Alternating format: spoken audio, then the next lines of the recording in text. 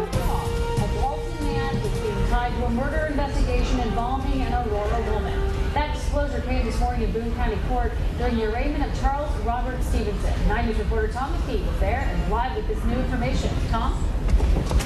Tanya, Stevenson pled not guilty here this morning to charges of tampering with evidence and drug trafficking. The link to the Indiana murder of Lee Jennings came when his attorney asked for a reduction of his $50,000 cash bond. Now, Stevenson said nothing as he entered the courtroom this morning, later just reciting his name, birth date, and address for Judge James Schrand and the court.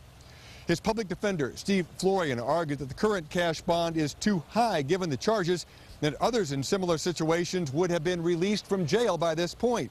However, that's where Commonwealth Attorney Linda Talley-Smith strongly disagreed.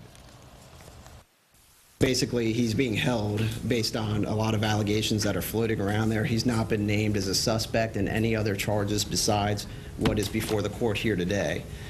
Given that he is a low risk, significant ties to the community, his family's here today, we're asking that his bond be reduced to a low cash bond or an unsecured or a third-party signature bond. These charges here in Boone County arose from an investigation which has started in the state of Indiana that involves the death of a woman by the name of Lee Jennings. At this point, the Commonwealth has indicated to the court that Mr. Stevenson is confirmed to be the last person known to be with Ms. Jennings when she was alive, and the state of Indiana is still continuing their investigation. Now, Stephen faces additional charges when a grand jury meet next week here in Boone County. Prosecutors say they involve fraudulent transactions, financial transactions that involve hundreds of thousands of dollars.